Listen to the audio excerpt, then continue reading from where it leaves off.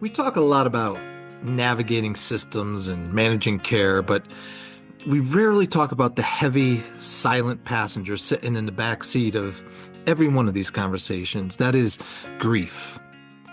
In the world of chronic illness and long-term care, grief isn't just something that happens at a funeral. It starts at the very diagnosis. It's the loss of the person you knew, the loss of the future you planned, and the weight of 1,000 little losses that happen every single day. Today, we're welcoming grief into the room, not to wallow, but to acknowledge it. Because if we don't name it, we can't manage it. Joining us to pull back the curtain on the side of loss nobody wants to talk about is Dr. Joanne Schaefer. We often treat grief as a destination, a place that you arrive at eventually, perhaps after a death. But in the world of long-term care, grief is a process of subtraction. It's slow. It's a quiet erosion of all that we believed was normal.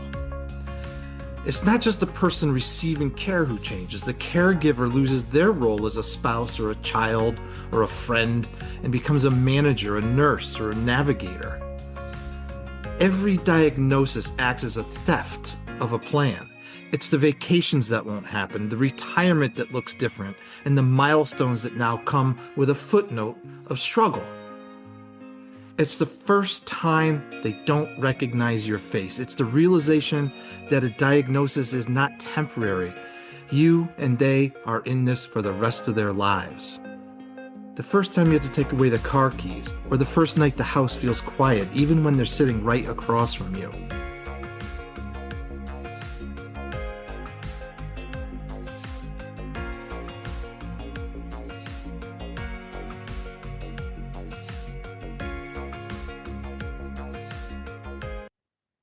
Okay, I'm glad you guys are all here. Welcome back to Holding It Together Kinda podcast. I'm Michael Macniak, and I'm really thrilled that I can welcome a friend who has done some really interesting work around grief. I want to introduce you all to Dr. Joanne Schaefer, who has spent her career looking at the parts of caregiving that, usually stay in the shadows. Dr. Schaefer, well, first of all, I want you to tell everybody about this work and your interest in the grief aspect of caregiving and how you got into it and what you did to bring this book and show everybody your book, of course. What did you do and who did you talk to get so much insight about these cycles of grief that we're going to talk about today? Sure. Well, first and foremost, I'm a board certified family physician, and I also spent a good number of years in public health as the chief medical officer for the state of Nebraska, worked under a fantastic governor, and then spent some time in some other spaces, the payer space, the VC world, and helping some private venture capitalists do some work in healthcare. And right now, I'm a healthcare consultant, a physician, and executive coach.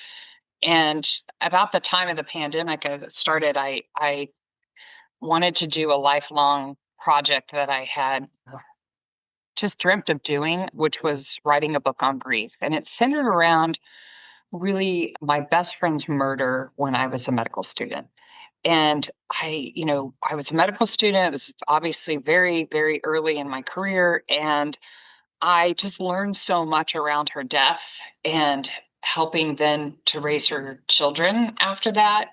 And as I started to become an early practicing physician, I experienced death in that context as a physician, and then again under the watchful eye of the state. I experienced a lot of other catastrophic things that happened to people, and I just putting all of these things together, recognizing that there was a vast difference between the loss of a child and a loss of a spouse and a sibling, etc., that needed to be talked about, but it wasn't really talked about in any of the books that I researched. And then likewise, the context around the murder, such as the death, if it's a murder, a suicide, a car accident, the manner of death really brought a different circumstance of grief that really didn't get a lot of attention either in terms of how it impacted the grief process. So that's what started me down this journey. And then I interviewed a lot of people through the course of the pandemic, and that's what gave life to the book. There it is. There it is. It's The Spoken unspoken Side of side of Grief. grief.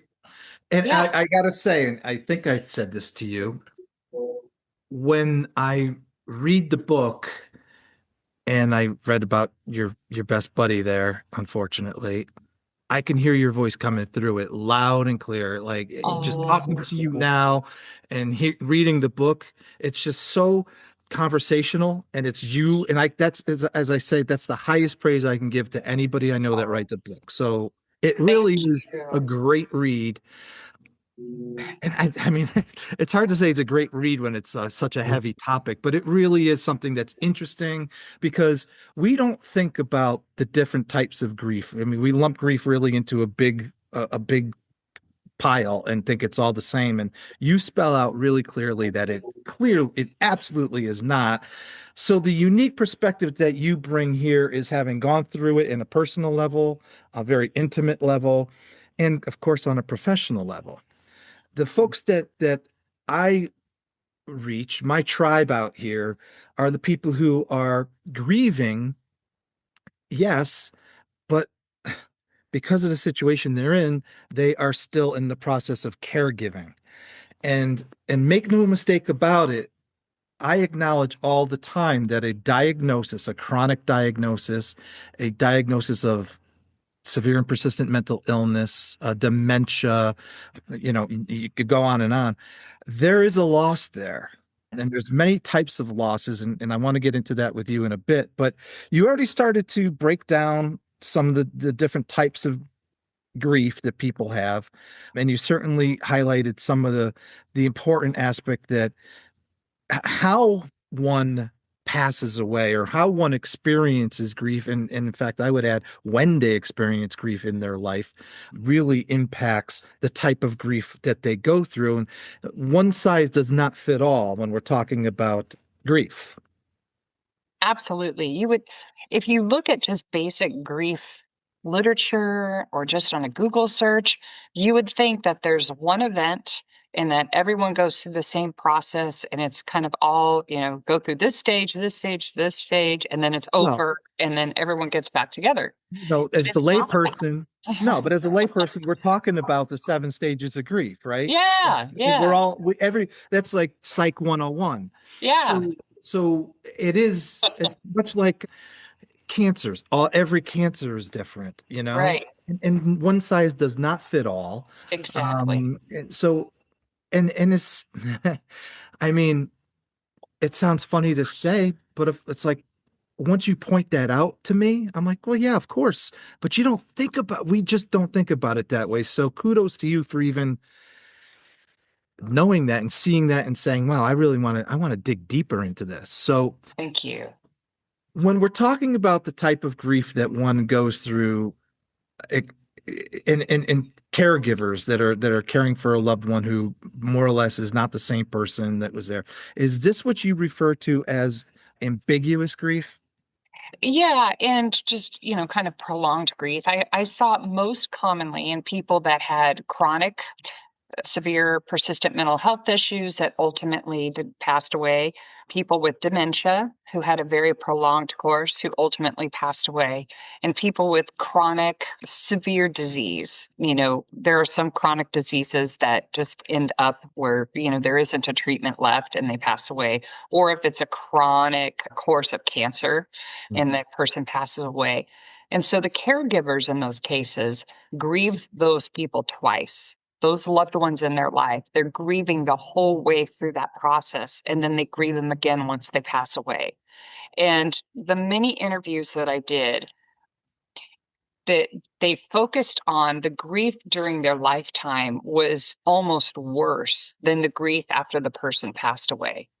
And they had this guilt during this time, but they had this profound guilt at the moment of death because of the relief associated with it. I talk about this in the book, the relief Yes, you do. associated with it because they felt like they could never tell anyone but they had been living with this person who was suffering dearly for so long that once they passed away and they felt that sense of relief, they felt guilty, but it's not normal to watch a person suffer. And so it's when that sense of relief that they felt, it's not abnormal and it's not uncommon. And so I wanted to put that out there from the people that I interviewed is like, please let people know that that's normal and it's okay. But but then there's the other side of the coin too, when it's just they're in that space where it's chronic, prolonged, and there hasn't been a death. They're just this is life for them, and there's a running tally of guilt of they're grieving that what would have been a normal, healthy, living person that they see their other friends enjoying with their family members that they don't have. So not only are they grieving that, but there can be an underthreading of guilt about that as well. And that's, I think you're hitting so many buttons all at the same time with so many incredible points that you just made. I mean, how many times you go to a funeral and it's, oh, well, she's in a better place now. It's just, Oh, yeah. I'm Not a forgiving great you. thing to say. I'm forgiving you for her being gone, right? Whatever the case may be. And this ongoing reconciliation that we as caregivers and care providers do, is there something that you found, that common thread that runs between some of the people you interviewed about how they decided to deal with that guilty feeling, that resentment feeling? Because those are real emotions that come up for sure. And was there some kind of a pattern that you saw of how people were able to deal with it? Well, there was some sort of a feeling of, the best job I can do right now is to provide for them and give them the best life that they can have. And it may not be the ideal life that others would have, but it's the best life that I can give for them right now. And it's the best that I can do. And there was a lot of conversation about giving grace to oneself and having more patience with oneself. And I got to this by asking questions around, I talk about this in the book a lot about if you could go back and whisper in your ear Yeah, something, that now that you didn't know after the event, what would you tell yourself? And yeah, the number one thing was I'd give myself more grace. yeah. And the second thing was, Rock yourself a little bit lighter. yeah. And the second thing was I'd give myself more patience. And then the other things that were pretty prominent was I would go into counseling earlier than I did. Nice. That's a really big one. Yeah. It is a huge one. And so for caretakers, I think it's really important for them to remember that it's good for them to put the oxygen mask on themselves first. Like it's really hard for them to be a caretaker if they're not taking care of themselves first. So looking for those places that can give you respite care, respite services, looking for those places that can give you a breather because self-care is so incredibly important for the long haul of taking care of somebody with persistent need. I think that leads me to a question that's sort of twofold. I mean, I think that we're not afraid, embarrassed, ashamed to say that we're grieving while we're grieving, or, while we're caregiving and Caretaking. grieving, while we're feeling this resentment, we're ashamed to say that. We call it everything but grief, Mhm. right? We call it everything but our I don't want to call it depression, but you know what I'm getting at. Yeah. We're burned out, we're stressed. I've got compassion fatigue. We Hmm. say all those wonderful things. Why do we, well, number one, why are we so afraid to call it grief and admit that we're grieving? And number two, I know that we didn't talk about this prior or anything like that, but why is it so hard for us to give ourselves respite and ask somebody for help? And is that just human nature? What's that all about? I think it's a little bit of human nature, but when you're in a caretaking role, you tend to take on a lot of things. And I think it's just important to remind caretakers that it's okay to ask for help, particularly if there are caretakers that were already in a caretaker role as a job, and then they're in a caretaker role with a family member, I think it's doubly difficult. Oh, So if sure. they were a nurse, physician, some sort of caretaker role in as their profession, and then they're doing this, they feel doubly responsible that they can't ask for help. And it's vitally important that they learn to ask for help. They learn to accept the offers of help. Hmm. This came up in my interviews as well, that they wish they would have taken the offers of help sooner. Well, and one of the things that I tell people when I talk and write or whatever is there's a lot of people that are waiting in the wings that are willing to help you. A lot of Yes. people just don't know how to offer without being awkward about it, and Yes. they don't want to impose. And you talk about that. We're going to get into some of that later, the Yeah. impositions and some of the stupid things that people say. But and I think that we forget that most of the people in this world, not all, but most of the people in this world do like to help other people, and they Yes. are willing to help. And and sometimes it's just a matter of raising your hand and asking. And that's really important. That's, I mean, a lot of times on this podcast, I point out a lot of the problems that we Mhm. face in this caregiving and mental health space, especially, and problems with the system. And I say point blank, I don't have all the answers, but the answer that I can tell you is that you're not alone. That Yeah. this is not an anomaly. If you're hearing this, you're not alone. Here, jumping right out of the chute, you're offering people some great solutions and some peace and some grace, back to your word, that I'm really thankful for, because that's not always easy to come by, and you've done the research and you have talked to enough people to have some answers, so that's huge. So here's one for you.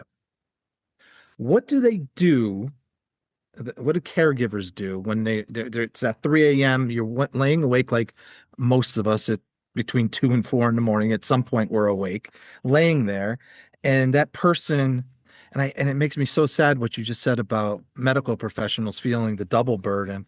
But what do you do with those folks when they're feeling trapped and they feel somewhat resentful, and on some level they're wishing for an end to it all? Be it be And again, I'm wishing that this could end and someone would get better. I wish it would just end and they could pass away. And that's got to be some really hard. And how do I admit that to myself and to anybody else? Yeah. Well, I think, the first healthy thing I think that people can do is admit those feelings to themselves and journal it out if they can get up, especially if they're staying awake at night. Good research shows that journaling stuff out is really helpful. And if they're having those thoughts, and then I cannot strongly recommend enough getting into counseling for themselves. And I know people are going to say, "Gosh, I already have 9 million things to do a day. I don't have any time." This is one of those vital things where you will feel better if you talk to somebody, even if you can get a telecounseling appointment and talk to someone via Zoom. There are counselors that do that, so Mm. it can fit in. It takes some of the, drive time away to and from. If you can just get an appointment where you can do it over Zoom privately in another room so you can get some relief. So I would really lean heavily on getting some help for your own personal feelings and get some personal support like that. But to go further with, when you're really feeling burdened, so often what's keeping people up in the middle of the night is, how am I going to get all this stuff done? We have that, you wake up because you forgot about something that has to be done, or your anticipatory anxiety about all the things you have to do the next day. Well, start a list. If you can't sleep, if you lay in bed for more than 15 minutes and you can't sleep, the studies say you should get up, start writing that list, or try to do so just to get it off of your brain, and then try to do something relaxing and go back to bed. Yeah, and the very And then, act of doing that is cathartic, and yes, you are in action. That's where my yes, caregiver journal comes in. yes, It that helps people is. to do that. And I take it a step further with your caregiver journal. When you write that list of the things you have to do, put it in the form of a question, like, who can help me do this? Like, change the filters in the furnace. Who can mow my lawn? Who can run to the store and get me the basic bread, eggs, milk, vegetables? Who can, I have a conflict with work with the next appointment. Who can take this care journal to the next appointment for so and so? Start putting all of those into questions. And then when it's light out the next day, start to make good on that list. And, there have been probably people in your life that say, I want to help. I don't know how to help. This is the time to ask them, hey, I really need my lawn mowed. Could you mow my lawn for me? Or could you just give me a day to come over and help me catch up on laundry? Or whatever the thing is. But like you said, most people want to help. Helping other people is a great thing for their own mental health. It's been shown the more when you help somebody else, you get a wonderful boost of neurochemicals in your own brain that are good for you. So when people can help you, it's good for them and it's good for you. So don't be afraid to ask for that help, especially if someone's been looking for a way to help you. If you can be specific. In the book, I talk about ways that, sometimes, when you're grieving, you can't come up with that list. So I advise people who are supporting people who are grieving, think about the things you can offer to someone who's grieving and just say, hey, can I run to the store for you? Hey, this applies in this situation too. If you know a caregiver that's overburdened, ask them, can I come over and do a day's worth of laundry for you? Can I come over and dust, vacuum your house? What things are available for me to just do one-offs? Can I mow your lawn? If you see the plants on the porch are getting really dry, go over and water them. You can do some of these simple things for people without them having to ask. Yeah, and it just means so much. It really does. I love what you said about the Zoom meetings and taking the half hour to the office and the half hour back. There's an hour of your day right there. We live Yes. in the world of technology. Use it if you have to and if you can. What is the what is the benefit to the caregiver in acknowledging that, okay, this is not me just being pissed off and resentful. This is me going through grief. What is the benefit of naming it and identifying it as such and being moving on with it and taking it with you where you go, but it's, bringing it along up for the ride. Again, this is a great one backed up in science. Labeling your emotions is very helpful. So whatever you're feeling at the moment, if, sometimes repressing what you feel is not helpful for you. In fact, it's never helpful for you. But if you have these feelings, naming them, acknowledging it, I always explain to folks that I coach, like, take that feeling, put it out on the table, acknowledge it, look at it, study it. The more you explore into it, it can't harm you more. Repressing it, keeping it in is worse for your health. It's worse for your heart. It's worse for your brain. It's worse for your blood pressure, and which affects both your heart and brain. So yeah, label that emotion, get it out of you and say, why am I feeling that way? And it's okay. I'm feeling that way because I've been dealing with this for a long time. I'm grieving the loss of a normal, healthy person or quote unquote normal, healthy person. And I really wanted that for my child, for my spouse. Yeah. And I didn't get that. And so this is what I have, and it's hard and it's unrelenting and it's not pleasant and I don't like it. And I am resentful over it. And I do feel guilty for feeling that way, and I feel that way. And so there, it's out on the table. I love what you said though, because I can't feel any worse. I may as well just acknowledge it. And I'm playing with Yeah, house money at this point. I can't yeah. feel any worse. I might as well acknowledge it, call it what it is, and we'll move on from there. Exactly. But the research shows by acknowledging it and getting it out, you actually do yourself a little good. Right. I'm sure. I'm sure. Now, you talk in your book about the various types of grief. You talk about the various ways that people start, reasons that people grieve. And again, we're talking about loss in particular in the book. But in the overarching theme for all of it is that obviously it's a deeply personal experience for Yes. everybody. And some people are going to be approachable about it, some are not going to be approachable about it. What and some people, well, in some instances, we get uh, afraid, like afraid to reach out to a person that we know is in abject grief. And we talked about when you say complex grief, that's the same thing as complicated grief. And Yeah, according yeah, to your definition, yeah. So if they're going through this complex, ongoing grief, and we know it, I say a woman said to me one time, it was so heartbreaking. She's like, my kid got diagnosed with schizophrenia. Nobody brought a cake over to my house. When my dad died, people brought a cake over. Or when my mom was in the hospital, people were bringing over a casserole for the family. My kid gets diagnosed with schizophrenia. Nobody made me a cake, and it's like, that's so true. hmm When should we stop being silent and reach out to folks? Is there a right time? Is there a good answer to that question? Am I asking it right even? yeah. No, I think.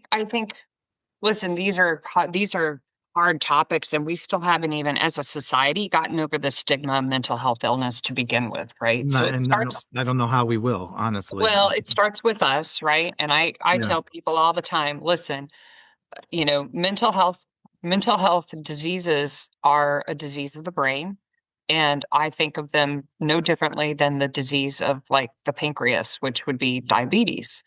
They both require medications. When medications are not given, things go awry.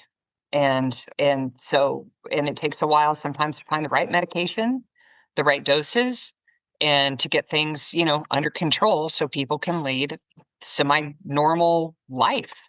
And so Well, coming from a physician, that's awesome because it affirms what I've been saying. It's like, again, another woman said to me, I wish my son had gotten diagnosed with cancer because at least people can understand that.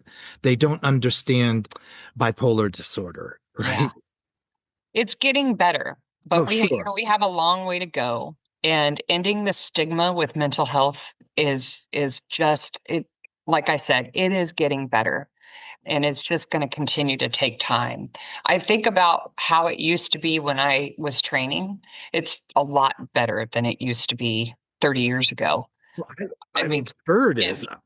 I mean, but it's I've been in this gig for 25 years running this nonprofit agency. And I'll tell you, when I first started, I had this grandiose idea of what we were doing, and nobody knew what the hell I was talking about. yeah, And now I go places and it's very well accepted. It's very commonplace, and people are right in lockstep with me now. And that's yeah, 25 years, like you're saying, 30 yes, years. So it has gotten a lot better. yeah. Uh, the conversation isn't completely out of left field anymore. Right. And you have well-known celebrities who are speaking out about their own experiences with bipolar disorder, anxiety disorder, depression, and major depression. And so, that lends a nice, credible ear to it as well in the public eye. So people can see, hey, this is real. It impacts a lot of people.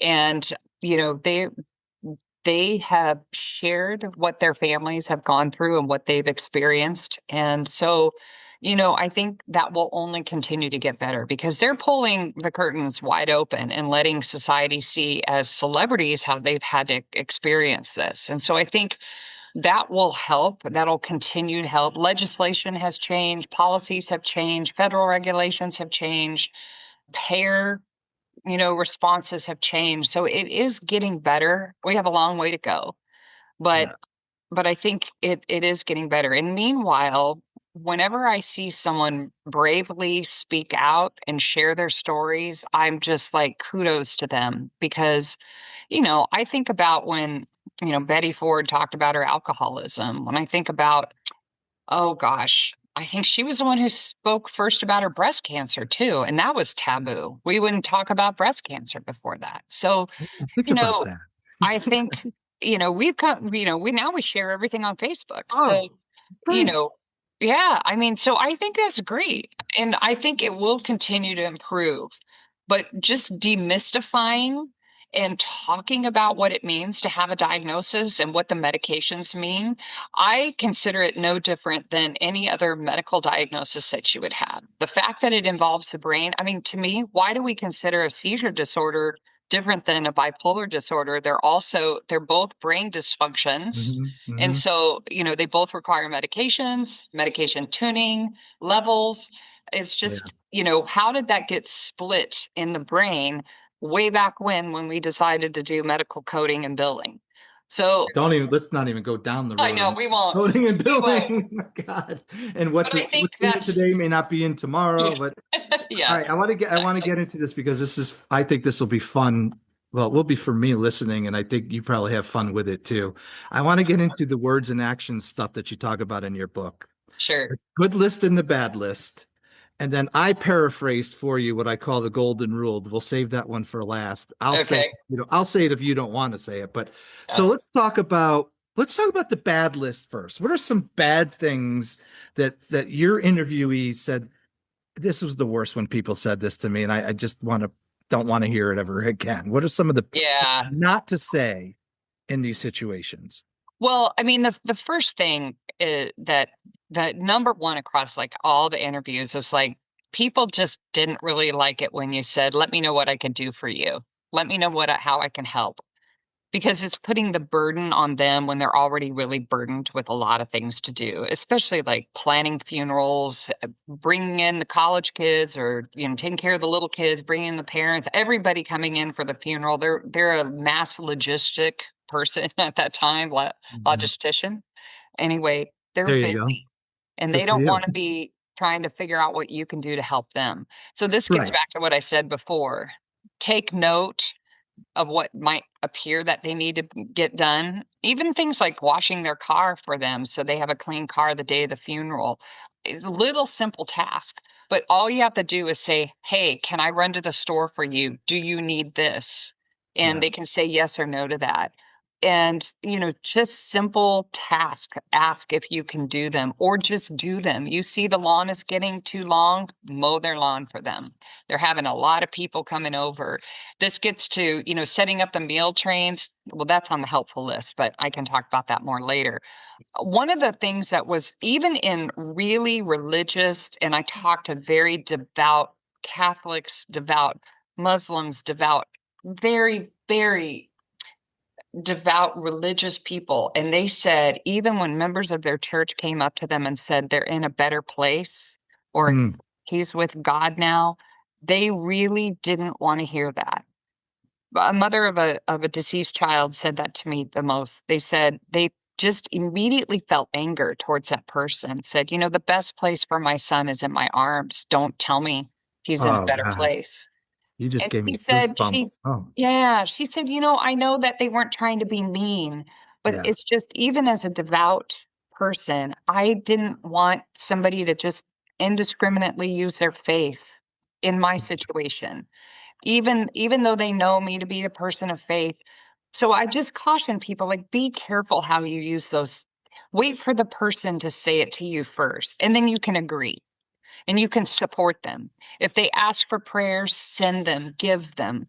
But just be careful with those because it can be deeply painful for people. They don't want to think of their loved one gone yet. And so it can just be too raw. Um, True.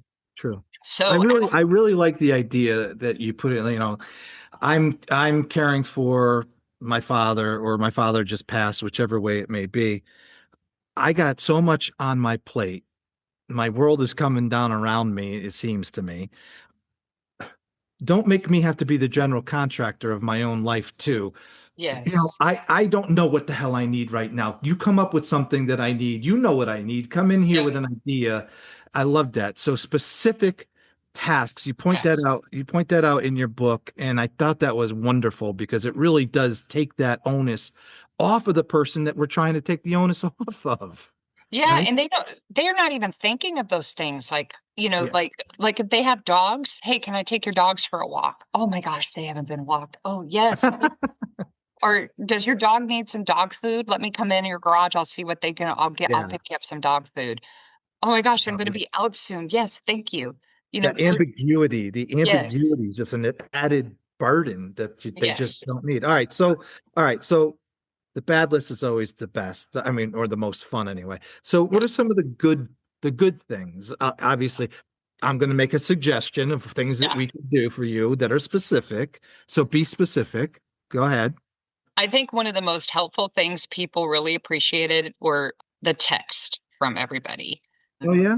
Not expecting a response, but just sending a text. I'm so very sorry. I'm thinking of you. Deepest condolences. I have no words other than I'm so very sorry. And I should say the number one thing is food. People appreciate food. They have a lot of out of town visitors, people dropping by unexpectedly, and for all the right reasons, like people close to the family, out of town. So, coffee cakes, casseroles, things like that. Both, like, of course, some people appreciate the bottles of wine, but people also appreciate non alcoholic beverages, because you got children coming over too. And, meal trains are set up, and that is extremely helpful for families.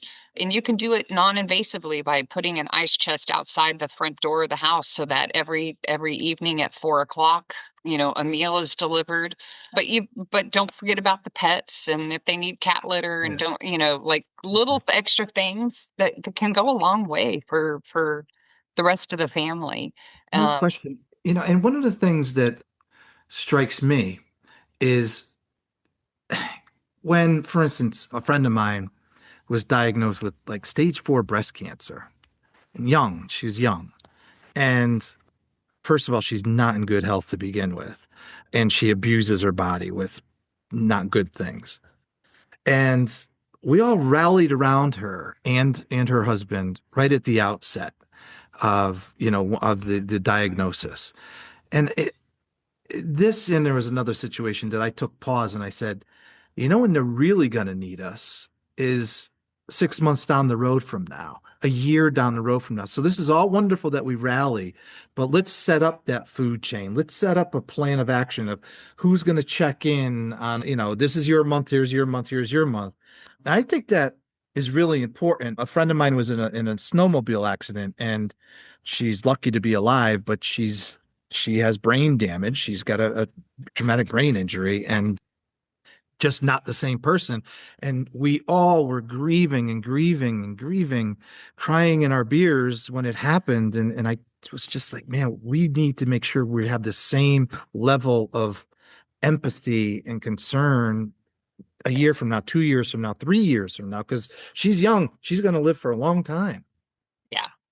No, you brought up one of the things I talk about in the book as I lovingly call the immediate after the event people the flower people. And I've been a flower person too.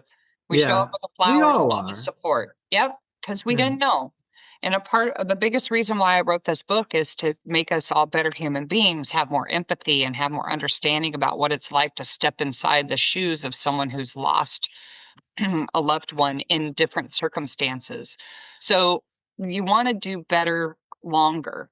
So you can be there for the immediate event, but remember the year of first that the family has to go through after the loss of a loved one, but it applies to an event as well. So, one of the tips I give in the book is, at a funeral, you have the birth and death date right there. So snap a picture of it on your phone, or when you have a lot of awkward waiting time at a funeral, type it right into your phone, the calendar of the birth date of the person who you've thought whose funeral you're at, so you remember to send a text on the date of their birthday to the loved Wow. one saying, I'm thinking of you this day. It might be a hard day, but just know I'm thinking of you. That's um, actually really that great advice. Yeah. that means so much to people. I can't even tell you, because most people will never remember to do that. And then No. the year of the date of the funeral too, because they buried them that day, or the date of the death. Yeah. And then you just put a little tickler reminder around Thanksgiving, around Christmas, or around, any of the religious holidays they practice, because the family really appreciates that you're still thinking of them and their loss during that year of the first. Yeah, and And again, we talked about ongoing grief, and grief doesn't, it, we have to accept it, we have to carry it with us, but it also doesn't have to define us correct? Correct. Correct. In Doesn't fact, have to be. that kind of brings me to my final point without me even trying. So kudos to me. It doesn't define us, but in your book, you actually talk about some of the things that grief helps you to do to better. It makes us better in the end on some levels. It's like we never knew we had these muscles that we needed to work out, and we're flexing these muscles, and we didn't even know we needed these muscles, but now here they are. And you talked about a few different things that people identified as being really interesting to me, and I think a couple of them really go to families who are helping to advocate and navigate loved ones through chronic illnesses, mental illnesses, et cetera. So can you just talk about those quickly? Yeah, yeah. So one of the questions I asked everybody that I interviewed was, you've been through this incredibly traumatic loss, and it no doubt impacted your life.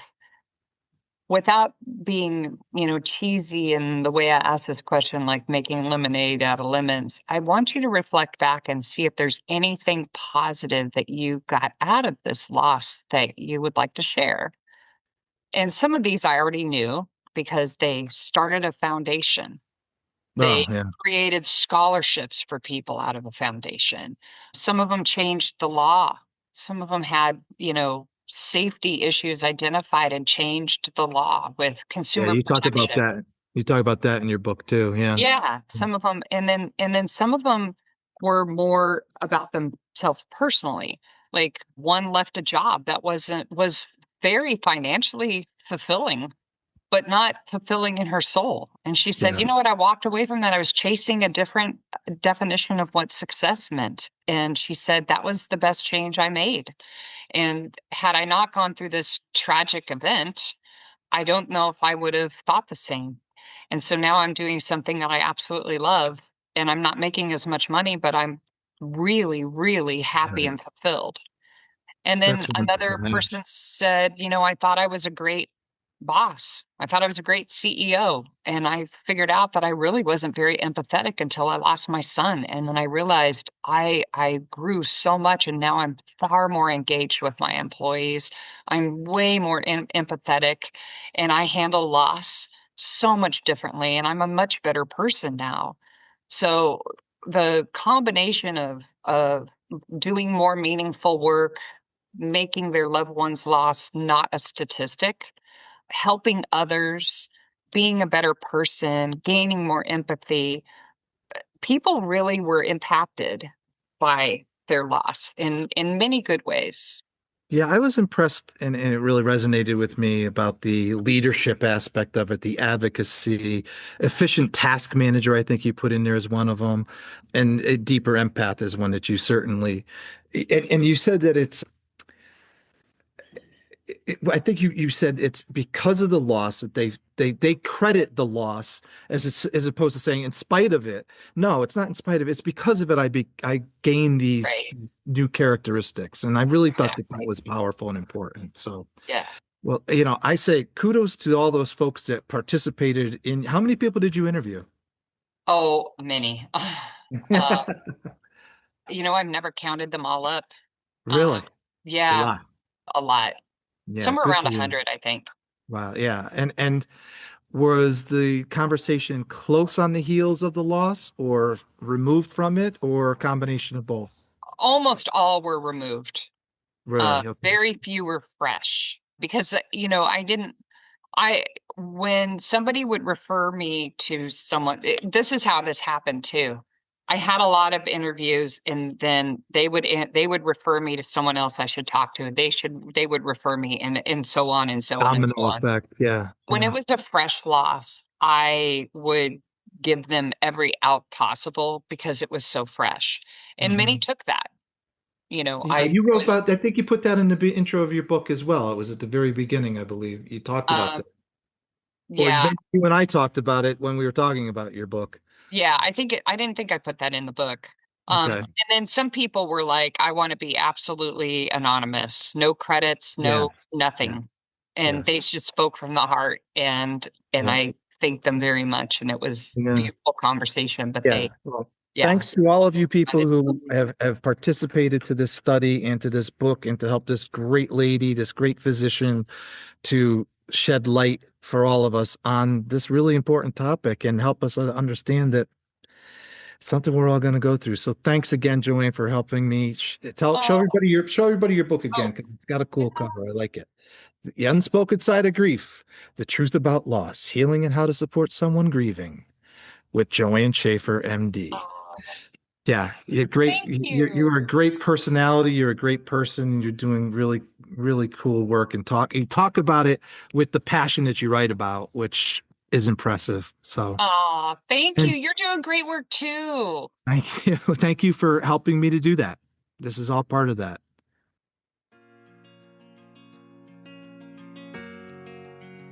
Grief is a permanent guest once it moves in, especially when we're dealing with the long, winding road of chronic illnesses. But as Dr. Schaefer showed us today, acknowledging that loss doesn't make us weak, it makes us honest.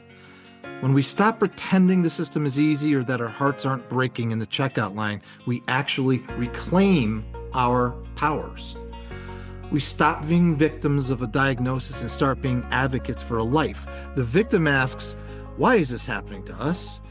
And feels buried by a system. The advocate says, this is happening, it's incredibly difficult, and because I acknowledge that, I can now see clearly what we need. There's a massive shift in power that happens when we name our grief. We don't get over it, we carry it, accepting that keeping it together is often messy, imperfect, and a day-to-day effort. If we can carry it with a little more grace and a lot less shame, we might just keep it all together, kinda. I'm so grateful for Dr. Schaefer for helping us name the unnameable today, and I'm grateful to you for being here, doing the heavy lifting, and holding it all together, even if it's just kinda. We'll see you next time. Thanks for listening.